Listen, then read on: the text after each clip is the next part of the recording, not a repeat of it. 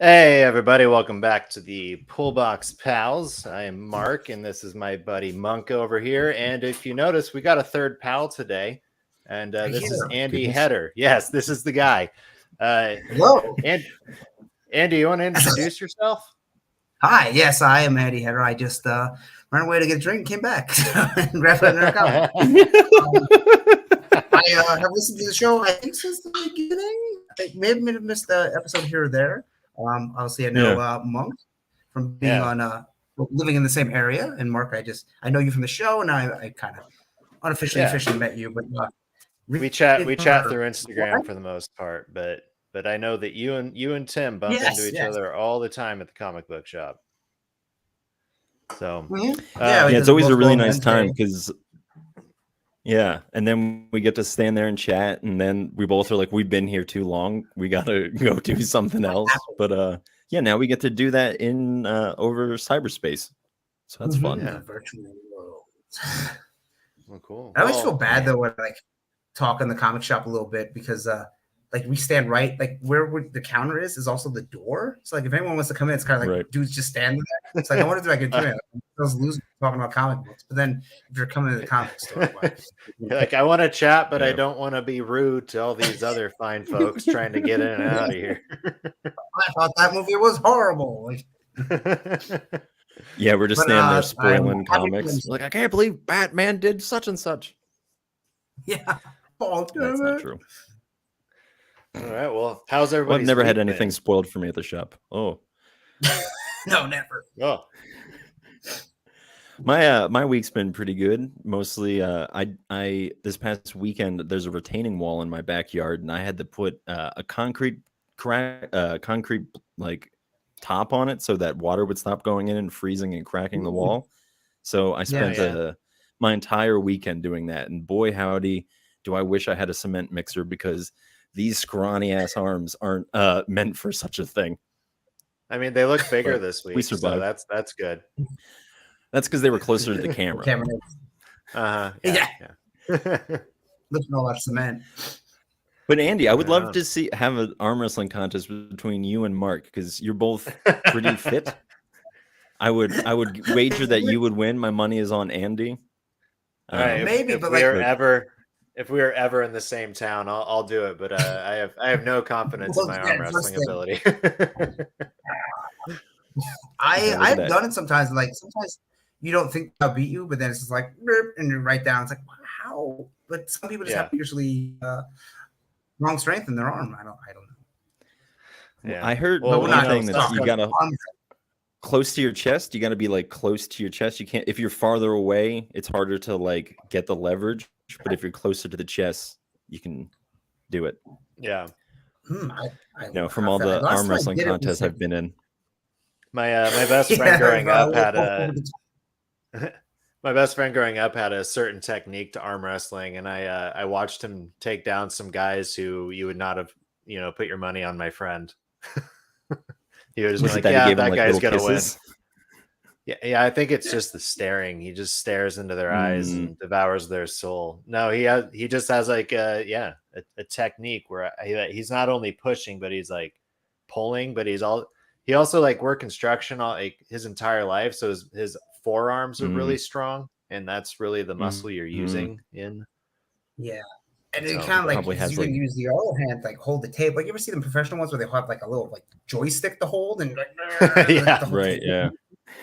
Yeah, dude, over the top. Well, they're playing Pac-Man. Yeah. I'm also getting the high score as I don't move your arm. Wow. All right. Well, let's. You want to talk some comics, guys? How are we feeling about comic books? Let's get into some comics. Andy, you wanna show us what you pulled this week? Yeah. So I had a very large week, which was a lot after New York Comic Con, where you just spend money there. So I was like, oh man, this is a lot. So I think I got 10, maybe 12 books. So we'll start off with the indies. So I got my camera is not the best, but I got Spawn. Oh, let me if I hold it like right here. Yeah, hold it. There you go. Issue 334. And the cool thing about Spawn, it's $2.99. It's cardstock. it's 32 pages and there's no ads, so it's like the most bang for your buck out of comics now. Because like right here in the back, I don't know if you can see it. Oh wow. Still Yeah. $2.99. Wow. Most comics are $4.99. So start with Spawn. One of my Thank favorites. you, Spawn. Yes, Teenage Mutant Ninja Turtles. This is issue. Oh, right on. 133. I have been on this book since issue 100. It's been very good, and they added the third turtle, Jenica. She's a girl turtle, and they're bringing a bunch of people from the cartoon in. So it's really good. I recommend it. And still, Kevin Eastman has been like writing the turtles forever. This one shot I seen today, Chilling Adventures of Salem the Cat. This is Sabrina's cat from Teenage Witch, from the Netflix series, and the comic is horribly. So that's a turtle variant. Ghost Rider, which is very good if you like horror books. This is more horror than superhero stuff. That is issue 7 of Ghost Rider. Really? Yes, I'll have to check that out. Ed Brisson is doing the writing. I don't know if you're familiar with him. He wrote. Yeah. Or him, and then it goes to Benjamin Percy, I believe. Yes. So Ghost Rider is very good. It's very like he's trapped in this weird like horror world, and then he kind of gets out of it, but like it's like in his head. And as my cat jumps up. On, buddy. There you go. There he goes. Gambit issue 4 written by Chris Claremont, longtime X-Men writer. Gambit has been good so far, but I am behind in 2 issues. Here's another one-shot Punisher War Journal. This one's called Brother. I don't even know. He was in my pool, and I was like, okay, I like Punisher. The current Punisher series by Jason Aaron has been fantastic. Not to spoil it, but they bring his wife and they try to bring his kids back. So his wife's alive again, and then he's working for the Hand, the evil like Foot Clan Metro runs. And the guy goes, well, we'll keep your wife back and keep her alive, but you got to work for us. So that's basically the whole gist of the Punisher run. Fantastic Four, which I'm woefully behind on issue 48. This is wrapping up Dan Slott. I don't think he writes this. I think Dan checked out before issue 50, but it ends at issue 50. And then let me see if I can. There we go. Yeah, it ends at issue 50. I forget who is writing Fantastic Four. Maybe Mark Waid. I'm not sure. Captain Marvel. I know our buddy Carl who watched recently jumped on. I think it's Alex Ross. Maybe is that right? Does that sound familiar? He does. I think he's like the artist that does like the real like classic like 1950s looking painted style. So I don't think he writes. I don't know. Yeah, I think it might be somebody with a similar name. Let's see if I can figure it out. Are we still talking Fantastic Four? Yeah. Sorry. Yes. It's David Pepose. I don't know. Because that's who's currently on it right now. So this issue here, David is writing this, but at issue this is 48, and at 50 it ends, and they're going to relaunch it in the new number 1 because Marvel loves to do that. And then whoever is on one is a bigger writer who I'm totally blanking out on. Anyway, Captain Marvel 42. It's written by Kelly Thompson, one of my current favorite writers. She did this series. She did the Black Widow series, which is really good. She did a Gem and the Hologram series. And what's the girl version of the Hardy Boys? The book, Nancy Drew. Nancy Drew, yeah. She did a 6-issue Nancy Drew miniseries, which wasn't bad. So Captain Marvel is very good. Pretty dope. I got a few more here. I know it's long. Superman, Son of Kal-El, written by Tom Taylor. This book is fantastic. If you're not reading Superman or Nightwing, they're probably my top 2 books at DC right now, both written by Tom Taylor. Okay, that's a good recommendation. Yes, and Superman is wrapping up because they're changing it to Adventures of Superman for the Jonathan Kent book, and then Superman Clark Kent will be in action, and then I guess just Superman. They're doing a whole like Superman family relaunch kind of. They got to stir the pot again with Superman. Yeah. Which I see the picture, like the art looks awesome and it looks cool, but it's like now the 2 Superboys, it's very confusing. Then there's the Superman of China, and then there's Supergirl. And it's like, okay, this might be too much. I didn't know there was a Superman of China. Yeah. Oh my goodness. Batgirl's 11, written by Becky Cloonan. I read a couple issues of this. This is pretty good. It's kind of seemed more aimed at like teens, but it's still good. I like the art. It's like a cartoony art style.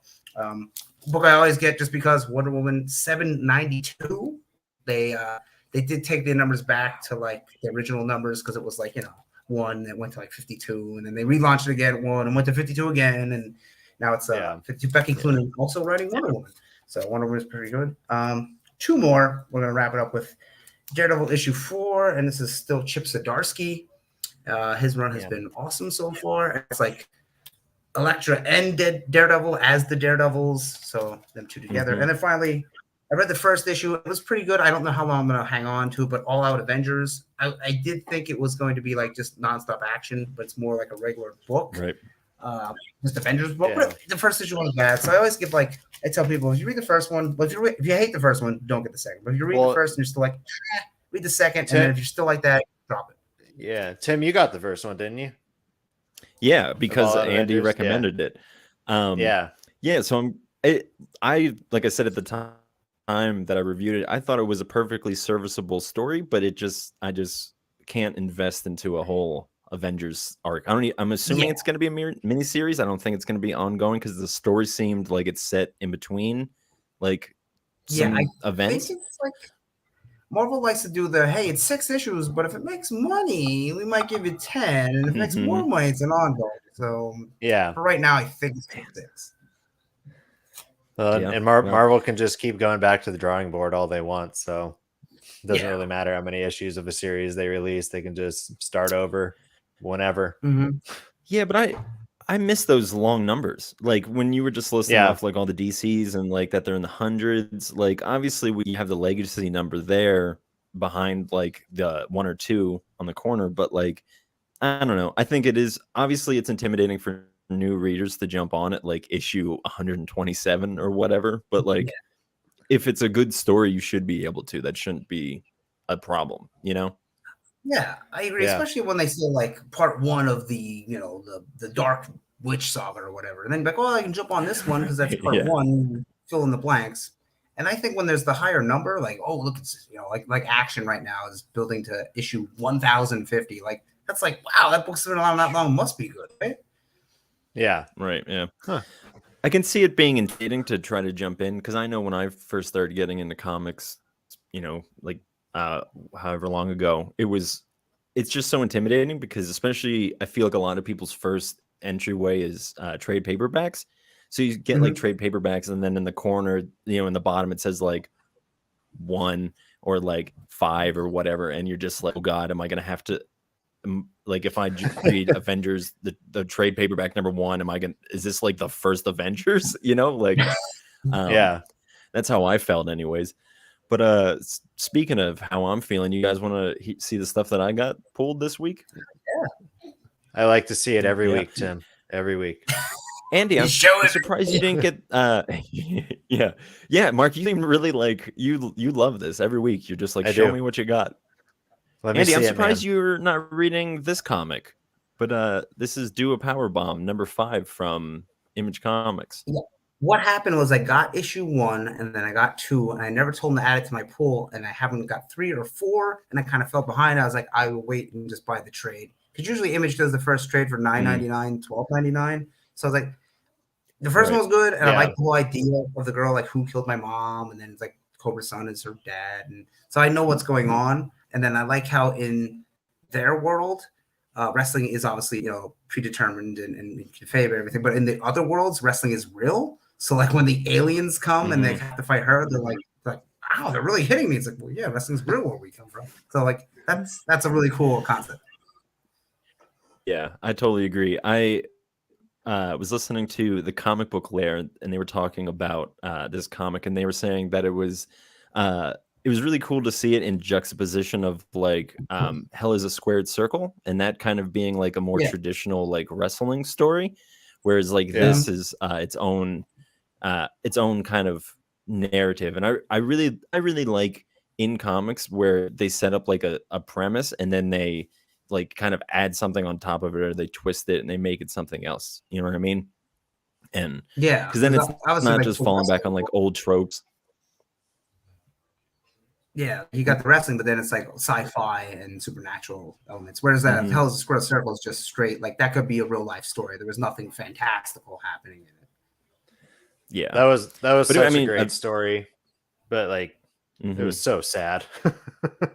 Yeah. It was like you felt bad for the main guy. I forget his name. The Irish. It was too young. Ted the Irish Muska. Yeah, there you go. Yeah. Yeah, it was just like a sad world. Like everyone in that world just looked kind of like, ugh. But hey, it's a story, you know. Not every story can be a happy story because not every story in every person's life is a happy story. But I've gotten one comic into my pool. So this next one is the second arc of a comic that was fantastic. Both loved, right? You read Chicken Devil, right? And this is Chicken Devils. See that little S down there? That means there's one of them. They switched the artist though. It used to be Brian Sherman, or not Brian Sherman. Herman. Oh my goodness. Hayden Sherman. Brian Sherman. I'm pretty sure is a skateboarder. But he could have done it. But the art is like, right. The art is like pretty similar. I don't know how well you can see that, but like it doesn't look too crazy different. That was like the worst page to pick. But yeah, pretty similar. And then the last comic that I got was actually 4 comics. And I'm going to go ahead and give my cat a stop kicking that bag. Yeah, so I've been looking for this for a long time. I've been hearing people talk about it and how good it is. And I love the team behind it, but I didn't realize that our comic shop had it. I'm such a fool. I went up to the owner of the shop today and I was like, hey, can you order these comics for me? And he's like, yeah, sure. And I'm like, I can't remember the name. And I had to I was thinking for a little bit, I had to do some Googling and then I found the name and he's like, we have that on the shelf, you moron. And I'm like, oh no, he didn't call me a moron, but he might as well have because I felt like the biggest idiot in the world. But this is Dark Spaces Wildfire. I got issues 1 through 4 and number 4 came out today. And really, it is by Scott Snyder. Yeah. What was that? I didn't know it was on issue 4. I thought issue 1 was out. No, yeah. So 4. I did too. I did not know 2. that there was more than one at the time. Yeah. Who are we chatting with the other day that was on it? One of the guys from Comic Book League. Lair? Or Comic Book Lair, sorry. That's right. Issue 3. And then, I'm such a huge fan of Hayden Sherman. I enjoy Scott Snyder. He's very good. I was thinking today when I was thinking about these, I don't know who my favorite writer is currently. Scott Snyder's probably up there just because I'm currently reading a lot of his. I don't know if it's my favorite, but I really tend to lean more towards artists when it comes for preference on by read because I feel like the art either makes or breaks it, you know? Yes. If the art's not good, I usually walk away from it. Yeah, I probably lean more towards I look for the writer, but then I look at who they picked out for their artist or whoever they got teamed up with for the artist. But I usually look to the writer first. Yeah, I usually do. I mean, good. We differ. There's an artist that I really like that I'll get it, but then if you read one issue, you're like, and then you're like, I'm not going to continue to get this. But and then some of the rare cases where it's the guy does both, Yeah, and that's enjoyable too. I'm reading Public Domain, and Chip Zdarsky does both of those. I also just saw a picture of Chip Zdarsky recently, and he looks like he drew himself. He looks like a character that he that he would draw from his comics. Because when hilarious. I'm just like, oh, that's very interesting. So I wonder if other artists look like that, if look like people from their world. I need to investigate this, but I'm pretty sure this Dark Spaces Wild thing, maybe the artist is just drawing. I don't know. I'm gonna do some research and I'll get back next week. But I'm pretty sure this is about a team of firefighters that are a prison squad, one of the squads that are called out, if the fire's too big, and and it seems to be a whole goings on around it. is it like horror themed? Because I know a lot of times Scott Snyder will focus on horror themed books, even like his Batman run was kind of horror vibes, I guess you could say, to it. It looks like actiony kind of, because as I'm scrolling through it, there's men with guns pointing at people. Doesn't seem to be anything like horror themed. But we're reading a couple of comicsology exclusives by him at the moment, and none of them are horror really. They're more just kind of narrative driven, or even what's the word for it, like certain times in the world. Like one's post World War II, the other one is like the Wild West, and we just Clear was set Clear in the future. Oh, yeah. Okay. I know he was doing. And he has Book of Evil. Yeah, and Book of Evil is what and somebody else recommended that to us. I'm still working my way Brubaker's Muse.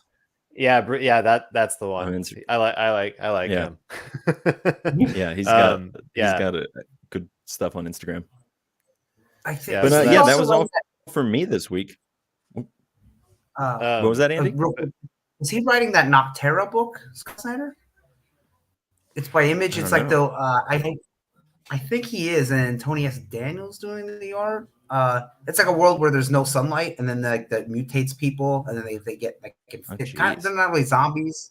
Yeah, and then there's still humans, and then like they're trying to find. That would mean he has like 6 or 7 comics going on. That's ridiculous. It's insane how like you think Donny Cates is always usually writing a couple of books like at once, right?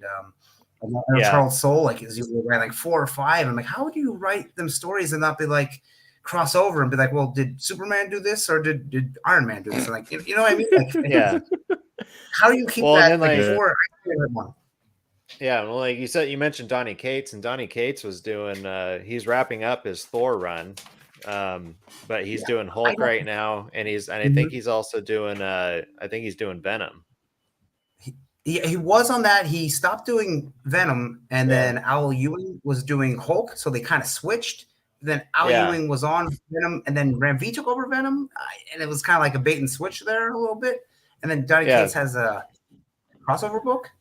Yeah, so Ewing and Cates are both on this for the last Thor that came out, and Venom was in it. So it was but yeah, like I mean, you do sometimes see like these transitions as they like move on to a different character, they're wrapping up something, but sometimes they are just writing a lot of shit for Marvel at the same time. I'm like, I know where do you have the time, you know? The time well, if it's your job, you know.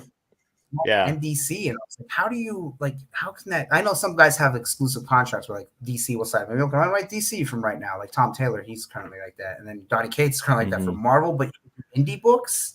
So it's everyone has their own I guess contracts and deals. Well, because like the other thing too, Donny Cates just put out that series Vanish that I had picked up, man, like I absolutely love that. Like I think it's become my new favorite to look forward to. And so I missed that. Is that set in the Spawn universe? It's not in the Spawn universe, but it's very much like Spawn is very much an inspiration to it. It's like inspired by Spawn. Spawn meets like the world of Harry Potter. And then also you could throw in, like maybe the Avengers or Justice League. There's like that type of thing going on in it as well. But like the premise of it is that the main character, who was like the chosen one, like Harry Potter of his like magic school, he has to become the villain to fight off all the people who were evil back in that day, who are pretending they're masquerading as these superheroes in like the real world now. And so it finishes with him saying like, if they're going to play the hero, then I have to be the villain type thing. So, and the art is fantastic. So, let me get in my comics real quick, then we'll get chatting. Yeah. So we were talking Zdarsky. I finally picked up mine, Batman 128 today. That came out last week. I called the comic book shop and I said, just pick your favorite cover. And this is the one that they picked out for me. So I really like it. I don't know too much about. Oh no, this is the failsafe. This is the cybernetic Batman like computer Imagine Tony Stark's. What's Tony Stark's AI called? Like a Batman. Jarvis. Jarvis, yes. A Batman Jarvis. Yeah. And then the final issue of Jurassic League came out. Oh. So I got this issue and the previous one still to read. And then I only got 3 more, which are gonna. What's up? My Jurassic League just disappeared. I have no idea where the last issue that I there's a couple of my comics. I would imagine that they're all just sitting in a stack somewhere. But I was trying to find that and some other ones, and there's just MIA. Yeah. No, I lost my West of Sundowns recently because I was trying to find them so I could get them all bunched together, and I was like, I have no idea where they were, and they were all scattered into separate stacks of like different Marvel and DC stuff. I'm like, how did these end up here? But a lot of times I just walk by and set it down on top of a pile, not really choosing. So yeah, you put the top and then you totally forget. Yeah. And then I got Star Wars issue, was it 28? So that just came out today. And then 2 more new Star Wars just started today. We got they're already restarting High Republic, so there's a new High Republic #1. I saw that. I wasn't sure if that's what they were doing, but my God, Marvel, just cut us a break and give us an issue 7 of something. Yeah, I know, one cell, maybe you gotta come back to 1. Right. And then lastly, I'm actually kind of excited about this. We kind of talked about this a little bit pre-show, but Star Wars Visions #1 came out today. I'm really hoping this isn't like the Mandalorian comic where it's just the show in comic book form. Oh, yeah. I was let down by that. Yeah, I mean, I'm still sticking with the Mandalorian just because I do like the way that they're playing the art for it. It reminds me of like the old Dark Horse Star Wars from like, I don't know, the 90s or whatever. So I do enjoy them to like look through, but it's not really fun reading through the dialogue because I already know the dialogue. Yeah, and when you kind of know what's happening, and you're like, this is cool, but like, I'll just watch the show. I mean, you want the comic to be different. Star Wars Vision. I don't understand why they wouldn't like. I don't understand why they wouldn't like give him another, like just have him doing another bounty. Like, what was the bounty he was doing before? Well, and I totally thought it was going to be a series about him before the show started. So like him actually doing like bounty hunter stuff, and like so like that's what I was hoping it was going to be, but it's not, and it's fine. I'm going to roll with it. But yeah, Star Wars Visions. I like the cover. I love that it's in the anime style. It's black and white with just little coloration with like the lightsabers. I think a lot of the droids will show their color, but for the most part, like I'm looking forward to diving into that. I might have to go pick that up. Yeah, I thought about it, but I did have a heavy week, so maybe next week if it's not so heavy, because I believe it's a Japanese writer and artist, and it's very manga inside. It looks really cool. No, it's written and drawn by the same guy, and then the only other person attributed to it. Well, hang on, let me before I speak too much. So the writer, artist, colorist, and cover artist is Takashi Okazaki, and then it's translated by Aki Yanagi, and then it's lettered by Joe Caramagna. Oh, okay. So I bet he's not Japanese. If I had the wager, I don't think Joe Caramagna. I had to take a guess. Yeah, which one is not Japanese? Yeah, so the same guy does do the story, the art, and the cover. So, man. Oh, and I'm reading what they say about it. Yeah. But what they're saying about Visions, it is the continuing of the storytelling from the show. So it's not so I think it's picking up maybe where some of the episodes left off. The show? Yes. Yeah, it came out right. I'm thinking like a while ago, yeah. I'm thinking of the show that it's gonna be like Sith focused, that's like in the future. The Syndicate, I think. That'd be awesome. Yeah. But yeah, if it's Visions, I really enjoyed. Actually, I don't even think I finished it, but the first episode of Visions is very good. Yeah. There's a couple good ones, but yeah, like either way, I hope they keep going with it, because it was really exciting just to have a different cultural take on Star Wars. Because for the most part, for the most part, Star Wars is just very Western. Like it's very much like there's some play from across the pond on European stuff, but for the most part, it's just like classic American lore. And so yeah, getting a new take from people from the, you know, from Asian culture, I guess. I'm excited and looking forward to that. So from the East. Yeah, I almost picked it up. I was like, I have too much this week.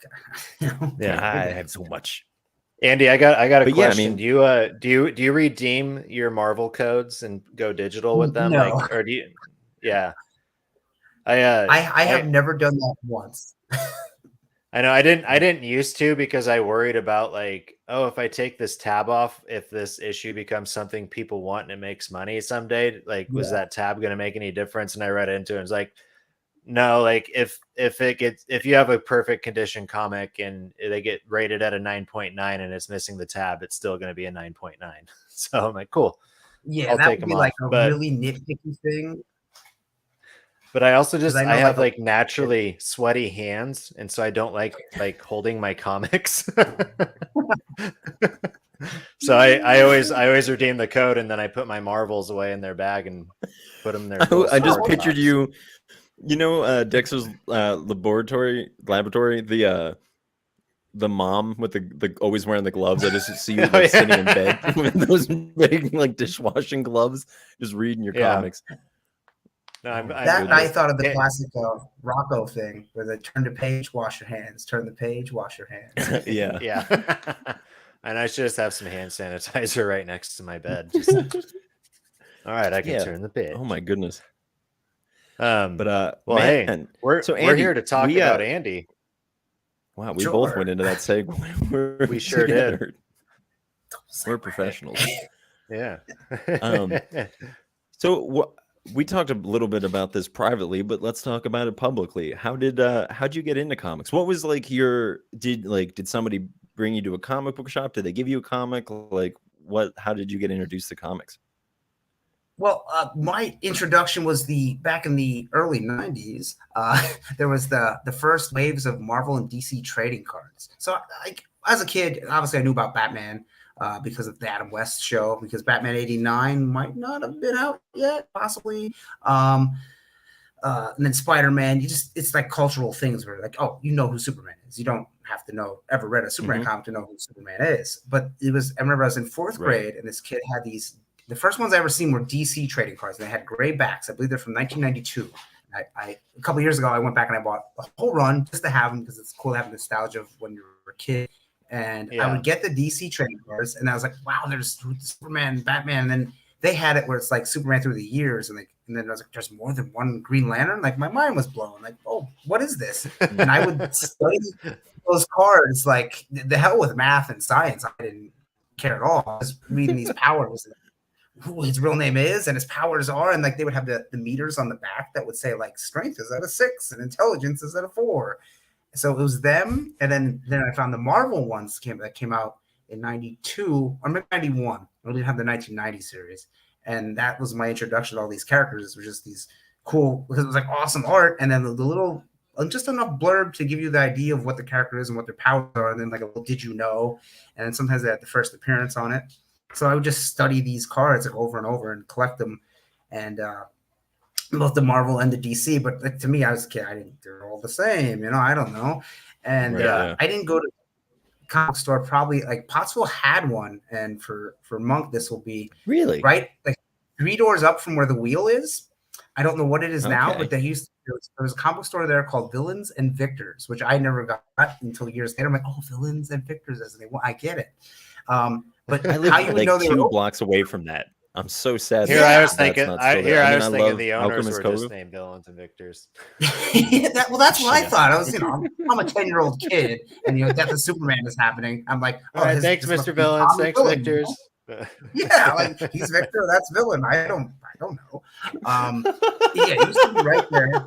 And at the time, I didn't live too far. It was like maybe 10-minute walk at the most to go there. And then the way they were open is obviously if they would open the door, but when it was cold, they would put a cardboard, it was like a wood standout of Gambit, and they put that out in this like right along the building, and that's how you knew they were open. It's like, oh, Gambit's out. Villains and Victors is open, and you go in there. It wasn't the biggest comic. Gambit's out in the cold. Gambit's cold. I wish you had heat power. And that's where I bought my first comics at Villains and Victors and what, Center Street? Is that more? I lived in Potsdam my whole life. When that would be Market Street. Yeah, I bought Death of Superman there back in the day. That's like when Image was like. What were your first comics? I don't know what my very first one, like I can't remember. I remember I had X-Men very early on and Iron Man and like random Batman issue, probably a Spider-Man, but I do remember X-Men. But like when I was getting in, Death of Superman was like this huge thing that was happening. And also Image just got founded. All these guys, like the big artists and writers left Marvel and said, we're going to start our own company with our own superheroes. And like, so comics were like exploding, and then here comes X-Men 91, the cartoon, which is awesome, especially when you're a little kid. Like, this is the greatest thing in the world. And like, here's X-Men 1, Jim Lee, Chris Claremont. I mean, I didn't know writers and artists at that time, but like, there's X-Men 1 and there's 4 covers. What? Yeah. So like, that was like my, like the ninth, like 89 to like 92 was like, oh my God, like this all, and the comics were like exploding at the time. So it was a really cool time to get in, because like there's Spawn, which I still read to this day, like coming out, like all the Youngblood and Wildcats and all the Image stuff that was kind of like not all of it was good, but it was cool to kid, like look at these awesome heroes and stuff. So that was my introduction, was like the early 90s of comics, and then I would go on there to like more. Have you stuck with it since the 90s? Like basically, I was like, there were a couple, like for years there, I took time off. Like one time I didn't have the best job, so the longest I was out of comics was probably by 5 or 6 years at one span, and then I got back into it. Because even if I just get into it and I just read 2 books, right? At least I'm in. And my mindset is I know what's going on, because back then there was no internet. You would get Wizard magazine. Awesome. Right. And a cool thing, not to get sidetracked, Wizard used this thing in the back. They'd be like, what if Marvel made an X-Men movie? Who would we cast? And it's so cool, because they would take like actors that were popular like 93 and cast an X-Men movie. I remember Bruce Willis was Wolverine. Like, this is awesome. I wish they made superhero movies besides Batman and Superman. You know, like, So what now you're getting one like every other week. Yeah, it's almost like too many. There's too many. But yeah, that was it's very hard to keep up. Absolutely. Sorry. Yeah. So I guess in all that time, so 30 years, I guess. Who would you say? Let's do it. We'll do it easy. Who's your favorite DC character, and who's your favorite Marvel character? Ty, DC, Wonder Woman, and Green Lantern. That's very easy for me. Right on. As you see, right there, as the Green Lantern symbol, and right is Wonder Woman. They're my top 2. But my first favorite was it's kind of a cheating, was X-Men. That was like the way, like, look at all these. There's all these guys, and they're different. Especially like you're a kid and you're in school and they're maybe a team. You're not popular. Yes. Yeah. But if you're like not popular and you feel maybe like a little bit outcast, then you can identify with X-Men, because they're all outcasts. They're all different. You know, they're being shunned by the regular humans because they're mutants, and some look weird. So like that's, I guess, what brought me to X-Men is like, oh, Wolverine's cool. Oh, Cyclops and Jean Grey and Gambit and Beast and all these different types of characters. Like, wow, this is so cool. So Marvel is definitely X-Men. I got really into Punisher, which I still like Punisher. It's a simple basis. His wife and child died. Now he's out to like stop all crime. So X-Men and Punisher are probably the top. Like, I really like over the years you find characters that you like more and more that maybe you didn't read like ever. Like, I wasn't big on Miss Marvel years ago. Then I picked up the one trade. I forget who was writing at the time. I was like, this is really good. I'm gonna get into that. And Kelly Sue DeConnick was writing Captain Marvel. I'm like, this is really good. And she became one of my favorite Marvel characters. But yeah, usually X-Men is right at the top of Marvel for me. Right on. Yeah. Man, are you currently on X-Men? I am on the side books, but not the main one, because when Hickman took over and did the whole like Powers of X and House of X, which some people call House of 10, Powers of 10, it's all. So they made like the X-Men. Wow. There's a mutant in Krakoa, I know the X-Men is very deep to get into, and people are like, where do you start? I'm like, I don't know. I have a trade paperback. Gambit. You start with Gambit. Yeah. Yeah. Oh, start with Gambit. Which trade? The Powers of X and the House of X. And I tried reading it, but boy, it's hard. Oh, it's heavy. It's heavy for me that has followed X-Men for 30 years, and I'm like, wait, you know that? And you get who's dead, who's alive, but like. Now they're all living on Krakoa, which is a mutant nation, but it's also a mutant itself because Krakoa is a living entity, and they can bring people back and restore them. But I'm like, well, what if someone dies and you can just bring them back with their memories? Then there's no consequences. So kind of who cares? It's like, you know, if you go on adventure, half the X-Men die, but just bring them right back.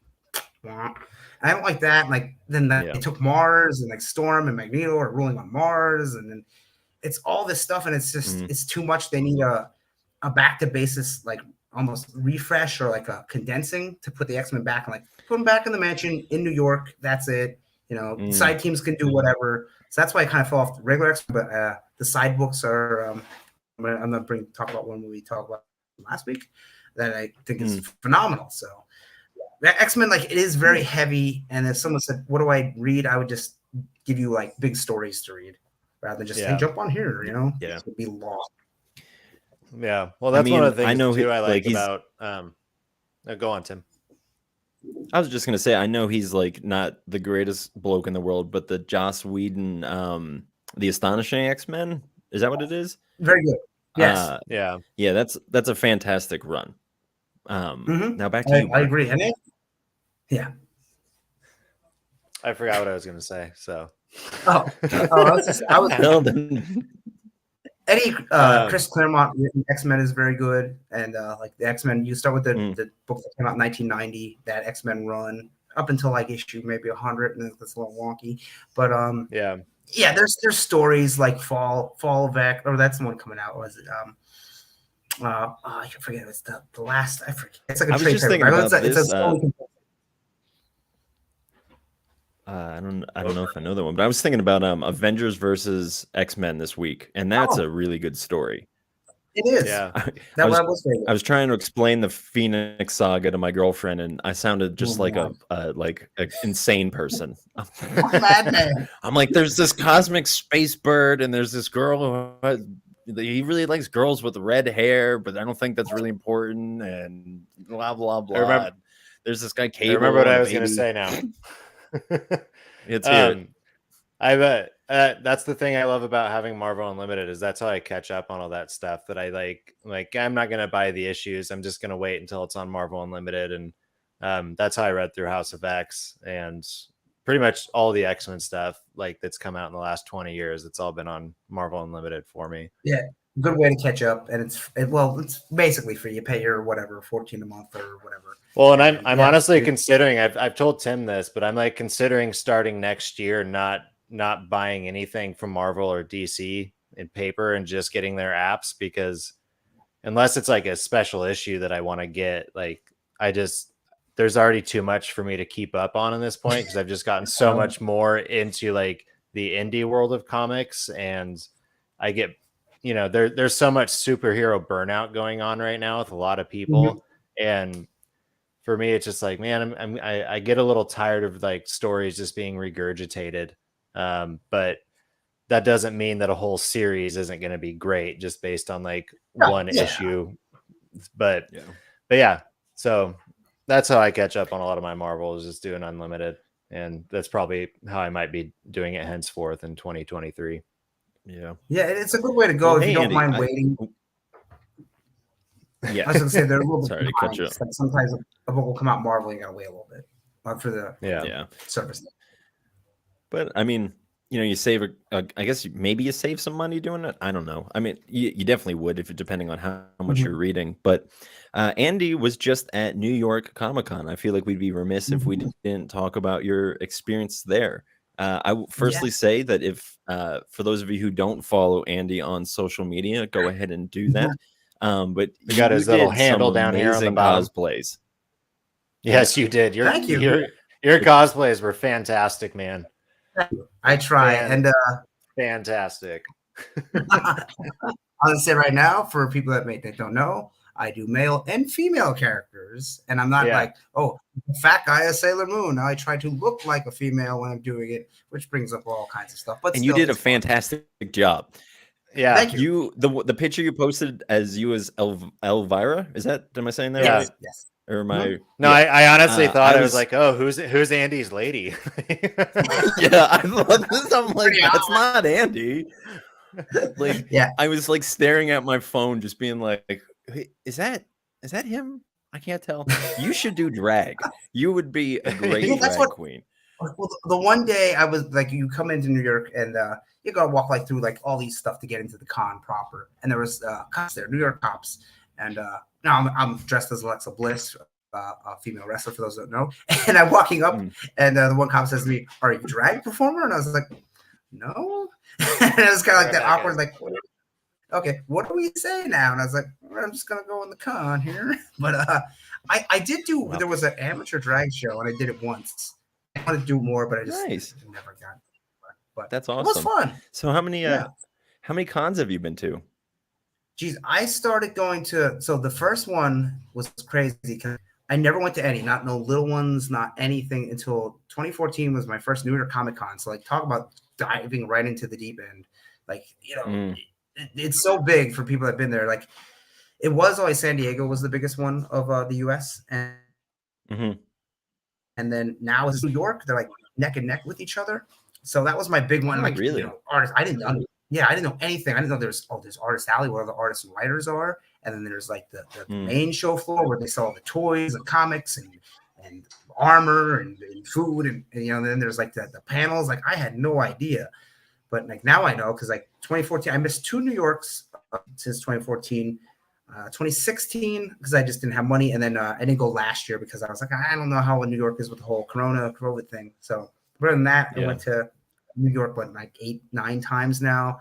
I was at a bunch of smaller ones. I was at Philly Wizard World a few times, which was pretty good. But some of the smaller cons, like there's a Lehigh Valley Comic Con. That's my cat is knocking over something, which is only like $5 to get in. I think maybe now 10. But like, doesn't have like some lower celebrities, like maybe Green Ranger will be there. But it's cool to find like cheap books and just like there'll be a lot of like local artists, and like it's cool to find someone that's maybe on the way up that like, here's my book that like was self-published. It's like, it's pretty good. Like even if the art isn't like where Batman's at or something, it's still cool. And then you can follow that artist, and usually like a lot of times they make it to the big time, and like, hey, I knew him when he was just writing, you know, like the one kind of Necro Man, and you know, now he's writing Spider-Man. So it's cool to find stuff like that, and like little like all different art to like, because even though they're independent artists, they can still draw like pictures of X-Men and you know, Fantastic Four and stuff. So you can buy prints and all types of different art, or you can get commissions, which I only got one this year, but you know how they sell the blank covers of comics? You take it to an artist, and then they all have different rates, and you say you want a headshot or a bust or a full body, and then you say, can you do the Hulk? And or you know, and they're like, yeah, sure. And then sometimes what I like to do for that, I know I'm going to sound a side tangent here, get something that the artist likes to do, because if you get something the artist is interested in, they put a little more time into it and it becomes a little bit more detailed. So if you've got a guy that was doing Doctor Strange for years, right? And you go to him and you say, hey, I want Doctor Strange and I want him writing so-and-so. He'll probably do that, put a little more, you know, pizzazz into that than if you asked for Iron Man. And then especially like the one guy was like wrestling, and I knew that. I was like, can you draw She-Hulk title like the women's? And he's like, oh yeah, I can do that. So like, and they get into it more. So that's another thing I like to do at cons. But this year I only got one commission because my big thing was meeting Elvira, and I was dressing like Elvira to get a picture, which she retweeted, by the way. One of 2 pictures from New York Comic Con that she retweeted, or whoever runs. Oh, that's awesome. Yeah, it was some guy who like he's from a TV show, but I'm not sure. And then our picture where we're both like, so it's on my social media. That was my main thing. I was like, if I could just get the picture 71, and you know, not to be morbid or nothing, but who knows how long she'll be doing this. So I was like, I better get her while I can. And then I was like, I wanted to get an action figure signed. So I got that signed. My friend said, you should get the picture of you and her signed. You know how, you know, you should just do it, because what if you never get the chance to again? I was like, you know what? I wasn't going to pay for one signature, but I was like, I'm going to pay for both. And I have it hanging right here next to my computer. I'll take it off the wall and show it. That's the one I just posted. I did the bloody frame for. So right here, my pride and joy, Cassandra Peterson, wow. aka she That's autographed awesome. it. It's me and her. And then I put the blood splatter. Unfortunately, she wanted plexiglass because some celebrities wanted plexiglass and some didn't. But I get it. You know, when you're 71, you don't want on you. So I was like, well, if we both put our hands, you don't know who you're standing next to. We're making the best of it. So that was my main thing from the con. But cons are fun. You know, let me just hang that right. It's cool to see all the different books. Jealous. Like, yeah, it's a blast, but man, does it fly by? Like I even said to my friend, we got here Thursday to New York, and we went in. I go, before we know it, it'll be Sunday afternoon, and we'll be going home. And it was, but it's so much fun. If you get the chance to go. Try to go for more than one day because there's so much to see and do. There's so much stuff to do for free, like all these exhibits of like Gundam and there's a Dragon Ball thing you can stand, take a picture. It looks like you're doing powers, and you know, there's lots of stuff to do for free. Lots of writers will sign a book for free if you have a favorite writer or artist. Some charge, some don't. But it's a sight to see, and then you can see all the cosplay, you know, and take pictures of your favorite characters that now you can see in real life. So yeah, cons fans love them, and this one was maybe the best. Man, I would have if I would have gone. I know exactly what I would have done.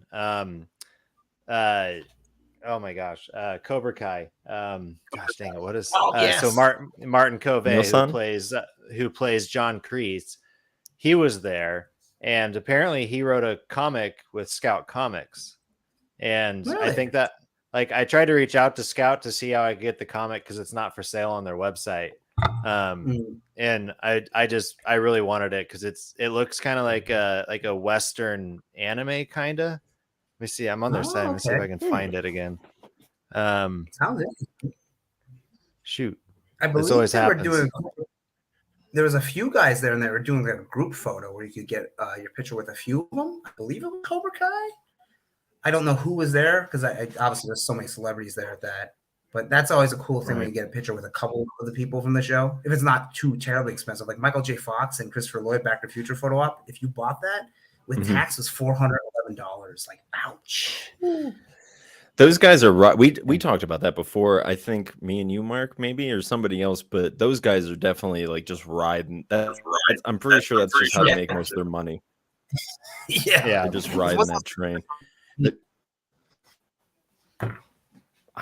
I have to get to one of those. I've never been to one, and this year is like the first year that I really started following artists in particular. And just seeing like all of them there, and I'm just like, man, this sucks because it's only like 3 hours away from where I live, and I'm just like, ugh, I could be there. It's rows and rows of there's always next year. Like, always next year. There's also little ones like Baltimore Comic Con is at the end of the month, and like there's just so much art just to see. Like you got to stop yourself from blowing all your money because it's like, oh, there's a cool print of this and this print of that, and it's like, oh, I want this variant. Like I'll show you real quick. I got a Peach Momoko. Like I'm not reading Carnage, but I went to the Marvel booth and I got this Carnage variant here, which is Peach Momoko. Like, that's pretty dope. Carnageized. I got that one, and then not to spoil one of my books I'm going to talk about later, but Exterminator is a Dazzler cover because I really like my female characters, especially my female X-Men. So I got that variant too. They were only available at New York Comic Con, but then they sell them on websites. Dang. Well, do we want to get into some comics that we've been reading? Yeah, Andy, what have you been reading, man? So let's go right from that. So that book right there with this is the variant with Dazzler on the cover. It's called Exterminators, and this is an X-Men, one of the side books that I've been reading. The issue 1 is the only one out so far. It's written by, I believe her name is Leigh Williams, and the art, I'll open it up real quick. Gomez, I do not know who is doing it. But she described this book as, what if I took a couple X-Men characters and did a grindhouse type adventure with X-Men people? That's dope. Where's the page here? It is. What's that meme? It's like you had my attention, but now you have curiosity, but now you have my attention. Yes. So it's all females thus far. And they're all light-based powers, which makes sense. Like Jubilee, who has like firework powers, Dazzler, who has light-based powers, Boom Boom, who comes from X-Force, who can make things explode, basically. And then they run to Laura Kinney, which is X-23/Wolverine. There we go. Oh yeah.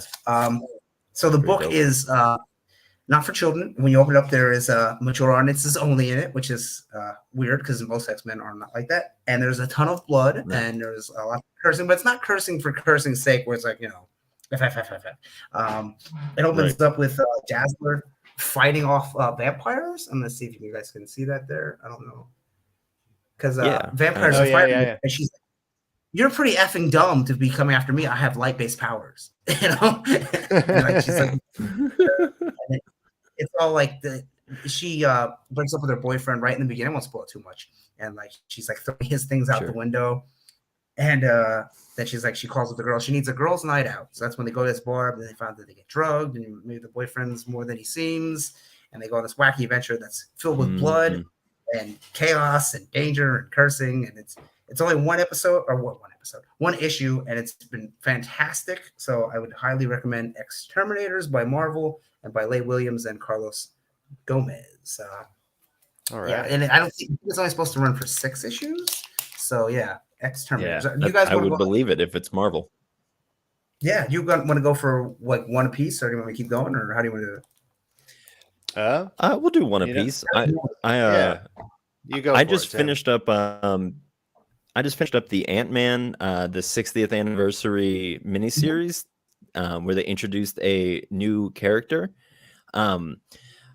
Mark, I know. I mean, you're not the biggest Ant-Man guy in the world, but I feel like you would appreciate.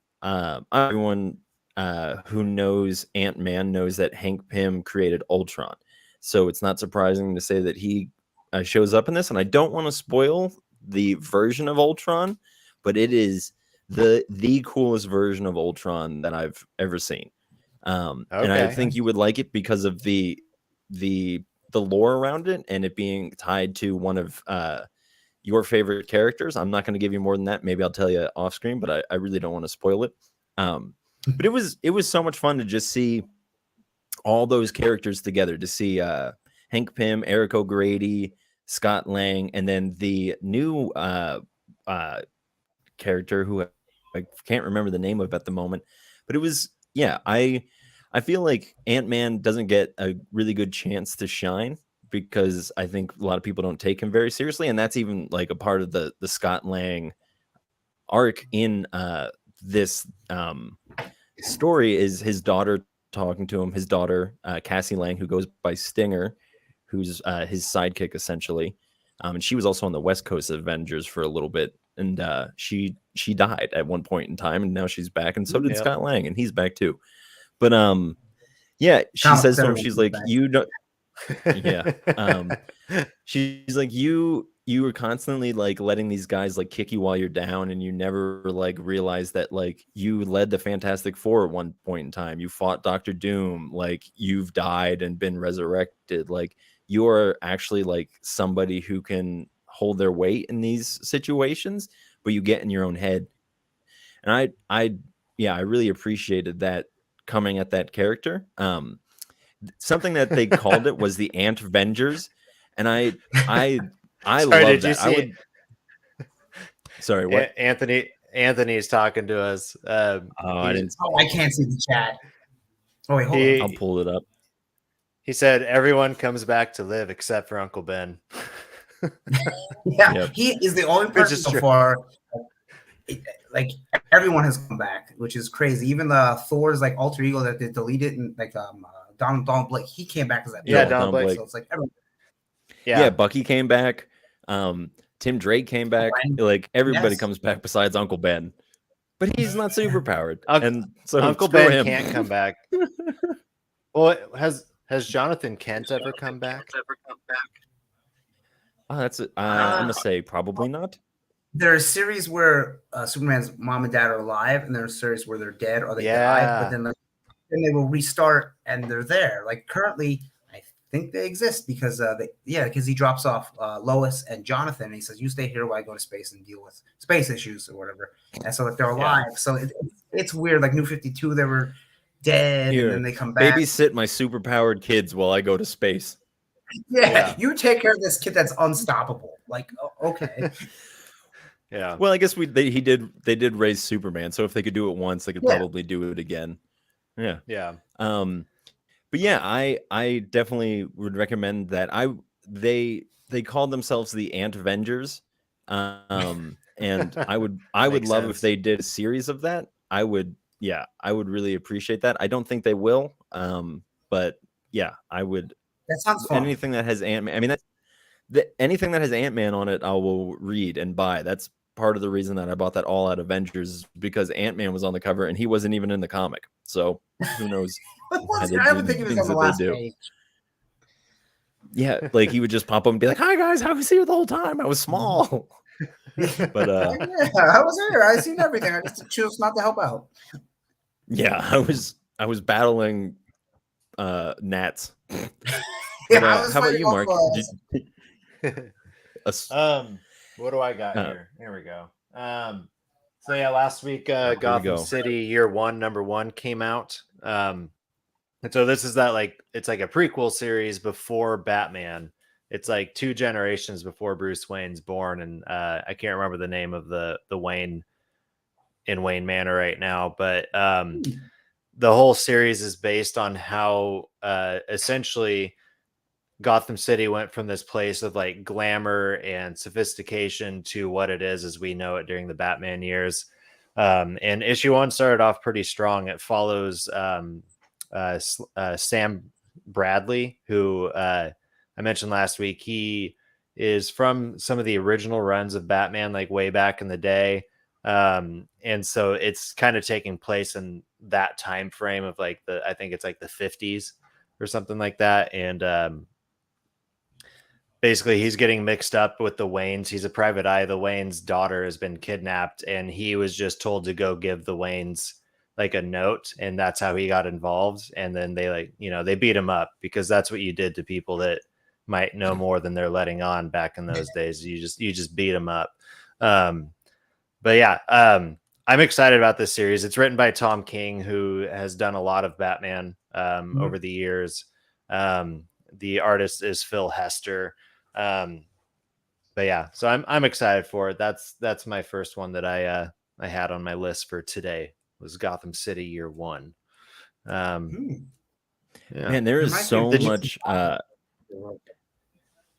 There are so many Batman stuff out this month. It's ridiculous. Yeah, like my the guy in my comic book shop and I were actually joking about that today. There's just how so much Batman. Just not enough. It's kind of like with Star Wars now and Marvel, is there's always a Star Wars comic out every week, and it just there's something Batman coming out every week. It really is, and you think even Batman adjacent characters, Harley, Robin, that when there was like Batwing, and there's all Poison Ivy could be considered that. So there's always Batman books. Yeah. Right. But I kind of like this era that we're getting into of exploring a lot of like the villains' takes on like the overarching story. Is you're just getting, I like that there's this Poison Ivy series out. I like all these like kind of one shots they're doing with the Batman villains, the One Bad Day or whatever. I picked up the Riddler one, which Tom King also. Yeah, and so I think every single one of those is a different team doing it, and somebody who, and it seems like they're going with people who are very familiar with the characters from just like previous Batman series. But yeah, I'm digging that. I'm digging this. Let's see the comic book world from the side of the villain. It is an interesting take. I like that. Except like with the Joker book, they kind of bait and switched, and it was like, this is about Joker. Oh, it's actually about Christopher Gordon. I was like, well, I want a Joker book. So yeah. Andy, what else you got for us, man? Okay, so another book because of New York Comic Con packing and unpacking all that, I read 3 books. So from last week, Unbreakable Red Sonja #1. This is a new Red Sonja #1 that came out. There was a main Red Sonja book by Miracle Andolfo, who wrote and did the art, and it's Mortal Red Sonja that's currently going on. She kind of has like a couple different books, but usually they're only like 6-7 issues, or like at the most 10. This one is written by Jim Zub, who wrote Wonder Woman Conan, Wonder Woman Conan, and then Red Sonja Conan. So and then the illustrator, I don't know, Giovanni Valletta. I'm not familiar with that person at all, but the art is pretty good. And for people that don't know, Red Sonja, you can think like female Conan, in the vein of Xena. just like a female barbarian. Basically, she likes to drink.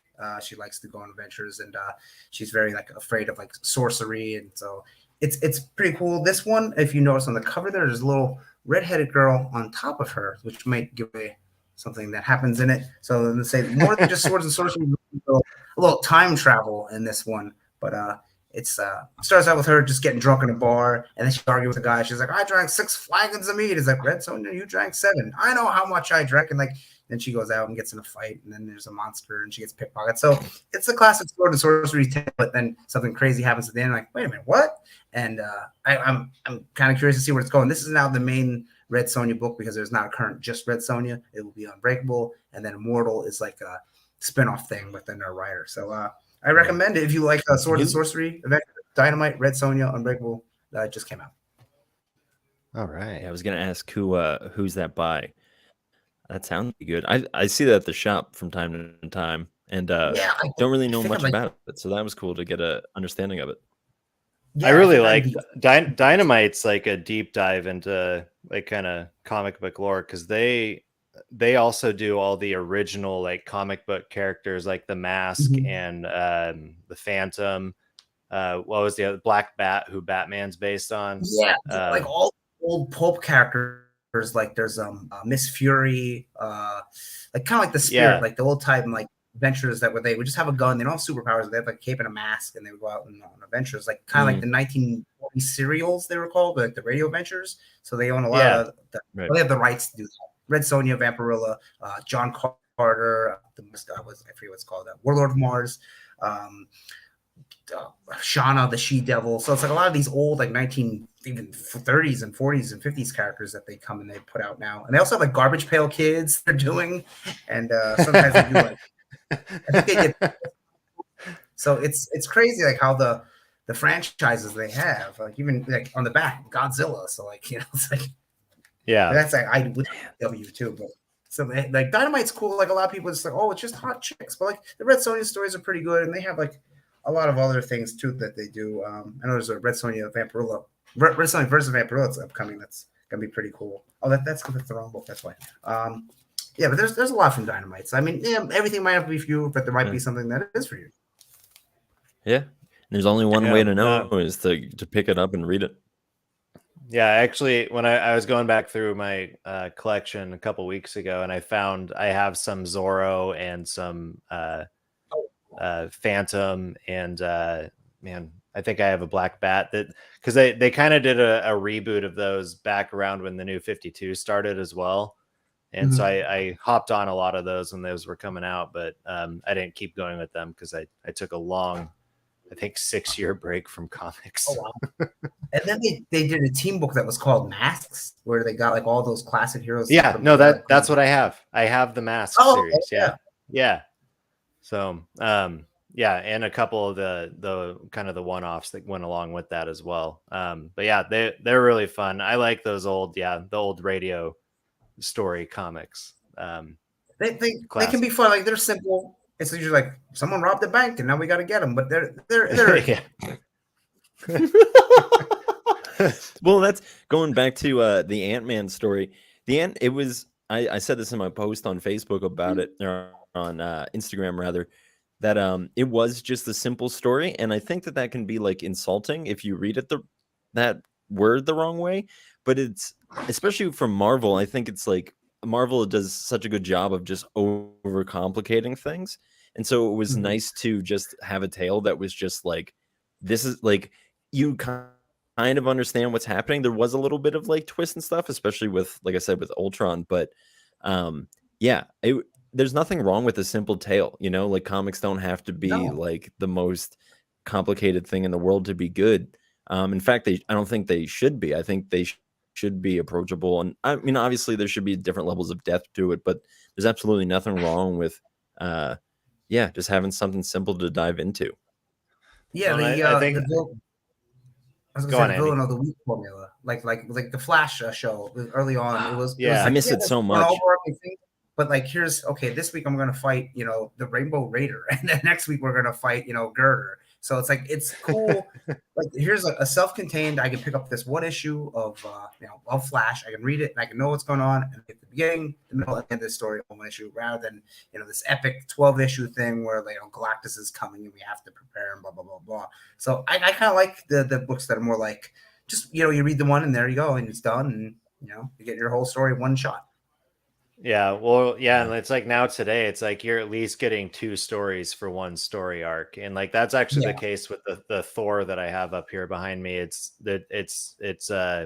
Donny Cates' last 2 Thors before the writer switches, but he's also he's doing Venom, so Venom's in this, and there's two comics coming out with Venom, and then it's moving on. But yeah, back in the day, you just every week it was like, oh, are they fighting this week? And then you get a little preview at the end of like, come back next week when they're fighting so and so, or just some descriptor. I miss that so much, man. I think, I mean, I enjoy trade paperbacks, but I feel like they definitely did comics a disservice because then everything just becomes about getting those 5 or 6 issues.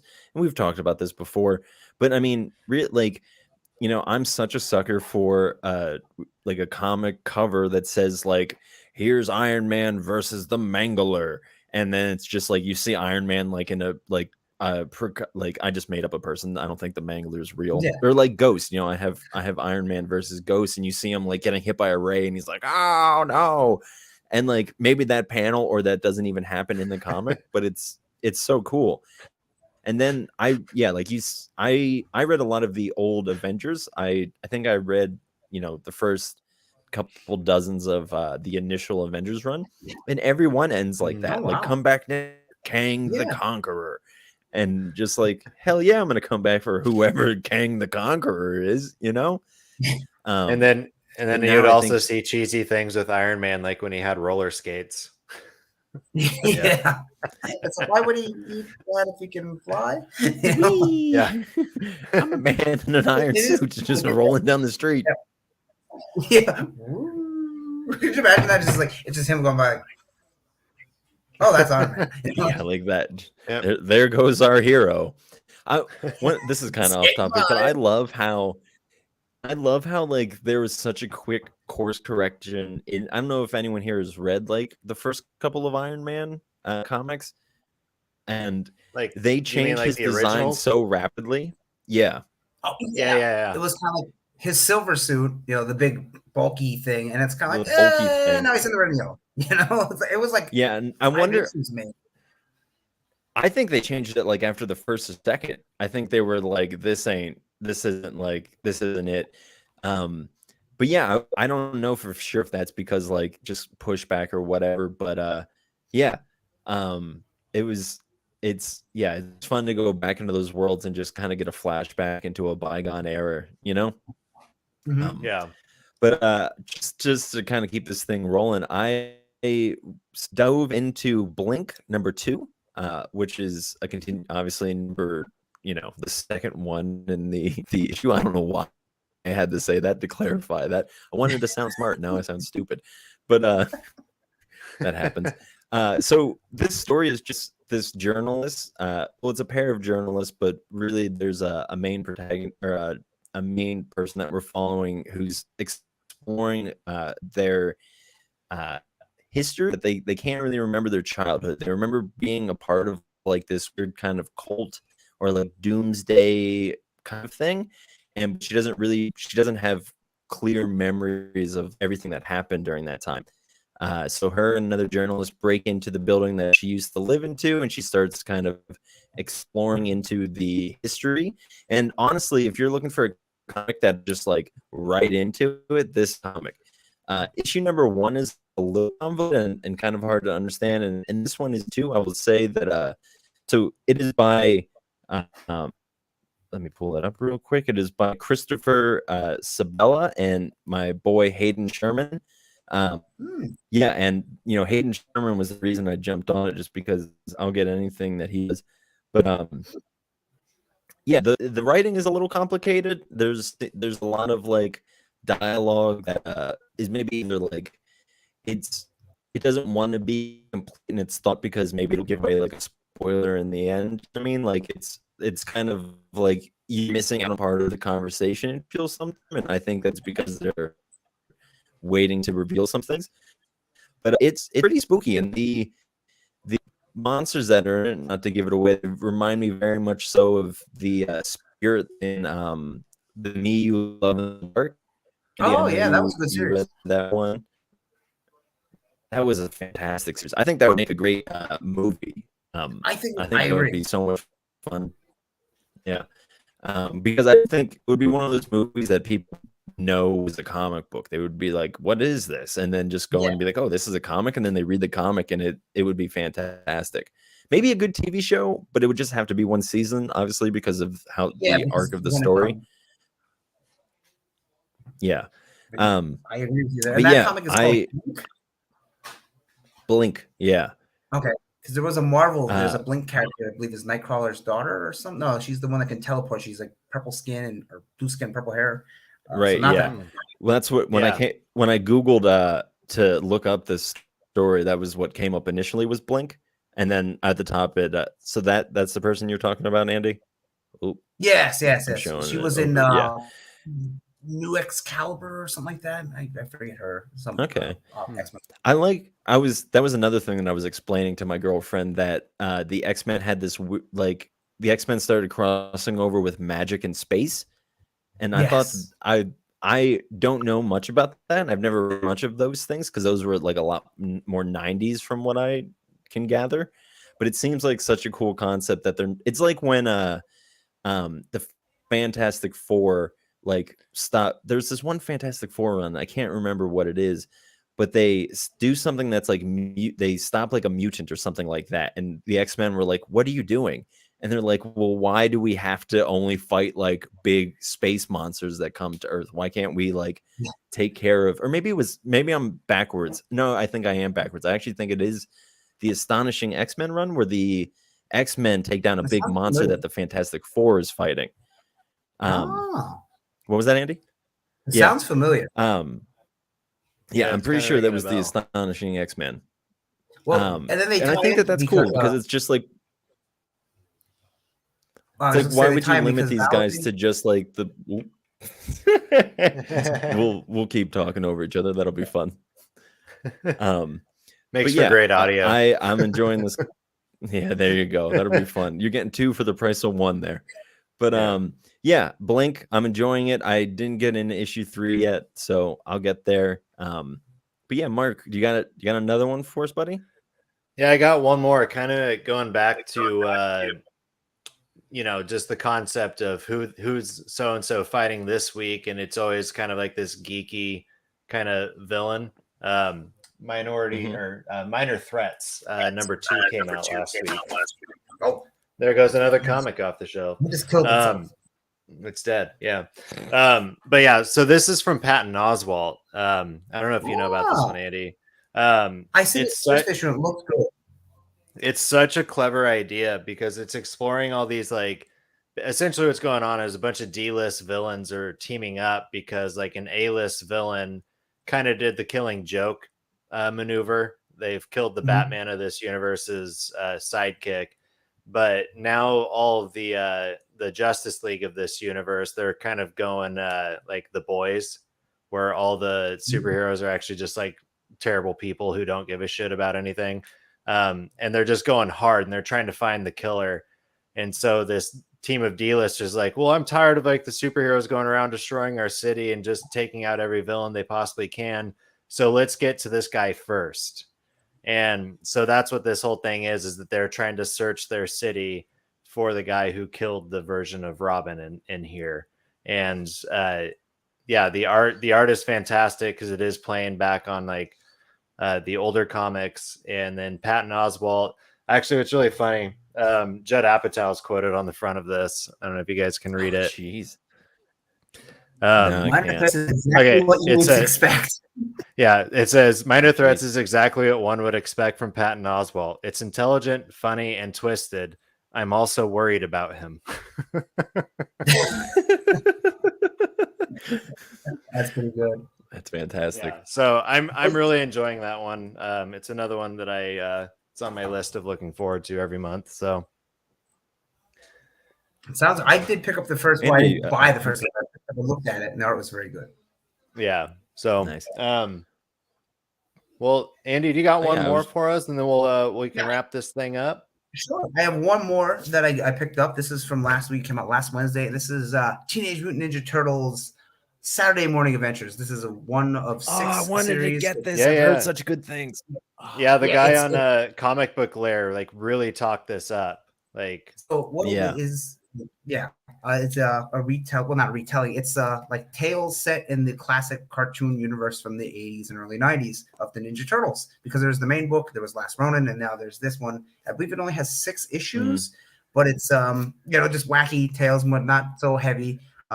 yeah, This one does seem like it's more like there is an overarching story, but there is kind of like like the episodes. You'd walk through one episode, they're going to fight Leatherhead, and that's what the whole episode is. So this one, Donatello builds a virtual reality machine.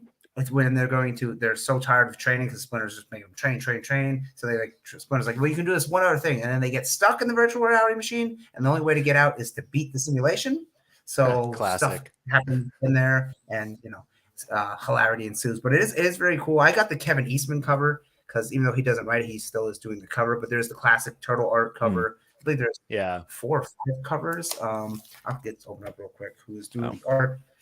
That Turtles logo means so much to me. Yeah, this one here, the classic. It just represents so much of my childhood.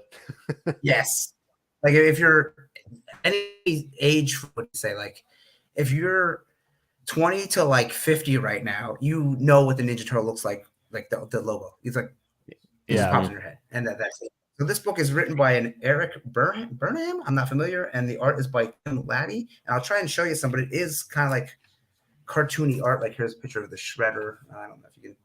I gotta get a better camera here. Let me move that over. I might have to go get that. Yeah, but I do recommend same. it. It's not a heavy book if you like the Ninja Turtles at all.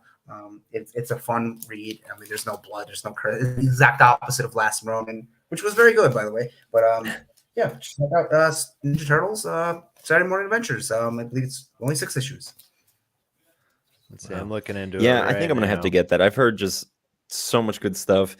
So I guess I might be going to my comic shop this weekend because Andy, I don't know if you saw this, but they changed their back issues are now half off the cover price. Oh wow!